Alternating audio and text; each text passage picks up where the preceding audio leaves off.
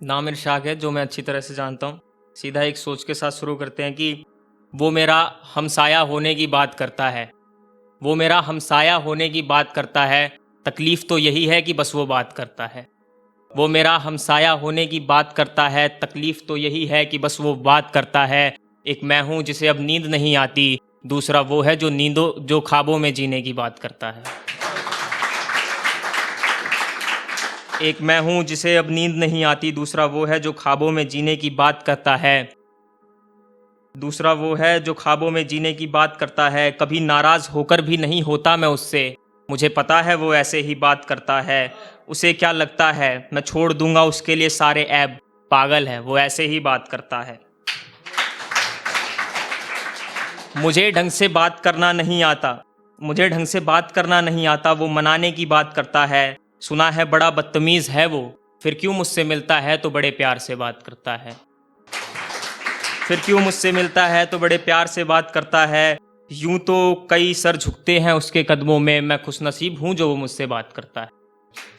मैं खुशनसीब हूँ जो वो मुझसे बात करता है। अब मैं भी करने लगा हूँ मोहब्बत से मोहब्बत, वो बड़े अदब से मोहब्बत की बात करता है।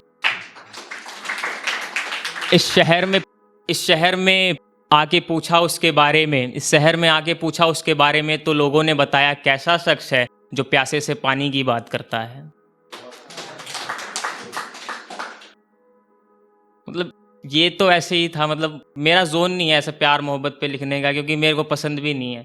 मैं अपने जोन में लिखता हूँ तो मैं इसको सुनाता हूँ कि इस पेट के लिए कुछ ना कुछ तो करना पड़ता है, अपने ज़मीर से भी लड़ना पड़ता है। गांव में माँ बाप प्यार से बुलाते थे तो जाता नहीं था, यहाँ लोग गाली देकर बुलाते हैं तो जाना पड़ता है। अपनी सारी तकलीफ़ों को छुपाना पड़ता है, आंसुओं के साथ मुस्कुराना पड़ता है। अपनी सारी तकलीफ़ों को छुपाना पड़ता है, आंसुओं के साथ मुस्कुराना पड़ता है। बता दूं सच तो माँ को नींद नहीं आएगी, बता दूं सच तो माँ को नींद नहीं आएगी। पूछने पर कैसे हो सब अच्छा बताना पड़ता है।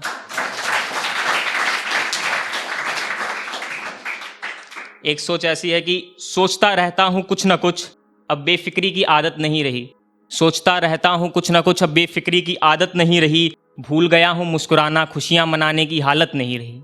सोचता रहता हूँ कुछ न कुछ, बेफिक्री की आदत नहीं रही। भूल गया हूँ मुस्कुराना, खुशियाँ मनाने की हालत नहीं रही। तू ही बता क्यों ना शिकवे रखूँ मैं तुझसे, ऐ जिंदगी तू अब जीने लायक नहीं रही। एक सोच है कि मैं रोता रहता हूँ अपनी तकलीफ़ें, पर उस शख्स से ज़्यादा नहीं होगी। मैं रोता रहता हूँ अपनी तकलीफ़ें, पर उस शख्स से ज़्यादा नहीं होगी जिसके हाथ में 2 वक्त की रोटी नहीं होगी।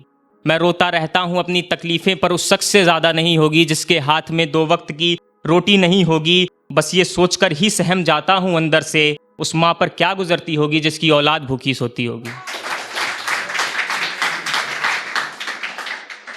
एक और चीज़ होती है कि हमारी ख्वाहिशें कभी ख़त्म नहीं होती।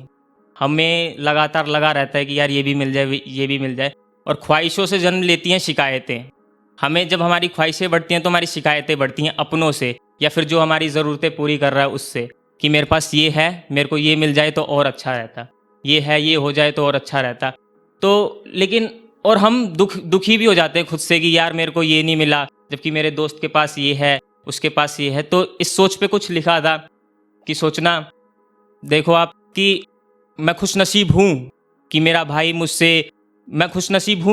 नशे करके मुझसे मुंह छिपाए नहीं फिरता। मैं खुशनसीब हूँ कि मेरा भाई नशे करके मुंह छिपाए नहीं फिरता। मैं खुशनसीब हूँ मेरा बाप रात में शराब पी के मेरी माँ को मारा नहीं करता। मैं खुशनसीब हूँ मेरी बहन अपनी ज़रूरतों को पूरा करने के लिए किसी गैर की बाइक पे घुमा नहीं करती। और मैं खुशनसीब हूँ कि मेरी माँ चंद रुपयों के लिए किसी गैर मर्द का जिस्म चूमा नहीं करती।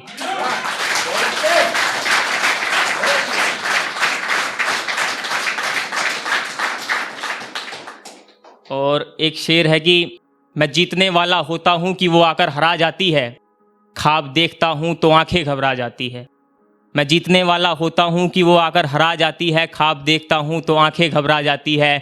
और जो कभी निकलता हूँ पूरी करने अपनी ख्वाहिशें, कमबख्त गरीबी दरवाजे पर ही टकरा जाती है।